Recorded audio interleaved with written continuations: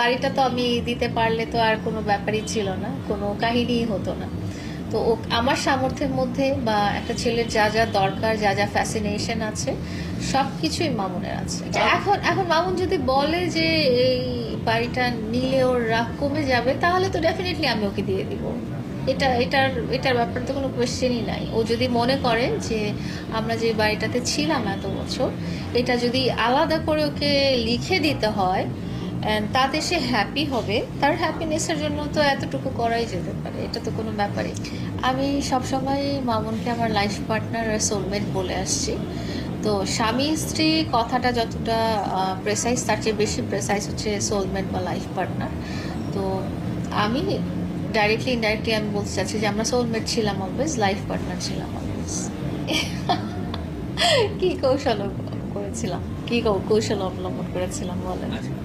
এই বিষয়ে তো আমি কিছু বলতেই চাই না, কারণ আহ, এটা খুবই নর্মাল যে আপনি আপনার সাথে যিনি থাকবেন, সোলমেট বা লাইফ পার্টনার যে থাকবেন, তাকে আপনি আপনার যতটুকু সামর্থ্য যা যা দেওয়ার তাই দিবেন। তো এখানে আমি আলাদা করে কখনো চিন্তা করিনি যে আমি ওকে এটা দিয়েছি, ওটা দিয়েছি, সেটা দিয়েছি। ওর যা যা প্রাপ্য, ওর যা চাহিদা, আমার যা সামর্থ্য, আমি সবসময় সবটুকু দিতে প্রস্তুত, আমি সবসময়ই দিতে চাই। এখানে আলাদা করে আমি বলতে চাই না যে আমি গাড়ি দিয়েছি, বাইক দিয়েছি, বাড়ি দিয়েছি, এসব কিছু আমি বলতে চাই না।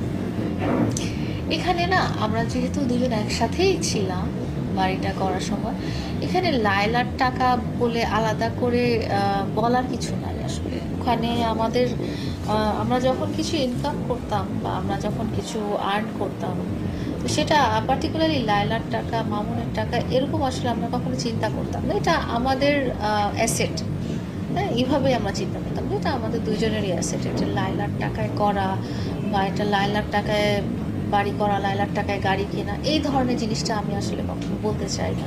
এরকম আসলে কিছু হতেই পারে না, কারণ আমরা তো তখন একসাথেই ছিলাম, আমরা তো সোলমেট। তো ডেফিনেটলি দুজন মিলেই তো সব কিছু করার কথা। তো বেশিরভাগ ক্ষেত্রে ওরটা ও নিজেই করেছে, যেটা ও বলেছে ওটা ও নিজেই করেছে। এবার আসলে কি, এবার ওকে দেওয়ার মতো আমি কিছু খুঁজেই পাচ্ছি না। আপনারা আমাকে হয়তো একটু অ্যাডভাইস করতে পারেন। মানে মামুনের নাই এমন কিছু নাই, একটা ছেলেকে দেওয়ার মতো এমন কোনো কিছুই বাকি নাই যেটা মামুনের নাই। শুধু ঢাকা শহরে একটা বাড়ি দরকার, এই বাড়িটা তো আমি দিতে পারলে তো আর কোনো ব্যাপারই ছিল না, কোনো কাহিনীই হতো না। তো আমার সামর্থ্যের মধ্যে বা একটা ছেলের যা যা দরকার, যা যা ফ্যাসিনেশন আছে, সব কিছুই মামুনের আছে। এবার কোনো বাড়ি টাড়ির ব্যাপারই ছিল না আসলে। অবশ্যই আপনার লাইফ পার্টনার বা সোলমেট মানে কি আপনার জীবনের বা আত্মার অংশ, যা ফ্যাসিনেশন আছে, সব কিছুই মামুনের আছে। এখন এখন মামুন যদি বলে যে এই বাড়িটা নিলে ওর রাগ কমে যাবে, তাহলে তো ডেফিনেটলি আমি ওকে দিয়ে দিব। এটার ব্যাপারে তো কোনো কোয়েশ্চেনই নাই। ও যদি মনে করে যে আমরা যে বাড়িটাতে ছিলাম এত বছর, এটা যদি আলাদা করে ওকে লিখে দিতে হয় তাতে সে হ্যাপি হবে, তার হ্যাপিনেসের জন্য তো এতটুকু করাই যেতে পারে, এটা তো কোনো ব্যাপারই। আমি সবসময় মামুনকে আমার লাইফ পার্টনার আর সোলমেট বলে আসছি। তো স্বামী স্ত্রী কথাটা যতটা প্রেসাইজ, তার চেয়ে বেশি প্রেসাইজ হচ্ছে সোলমেট বা লাইফ পার্টনার। তো আমি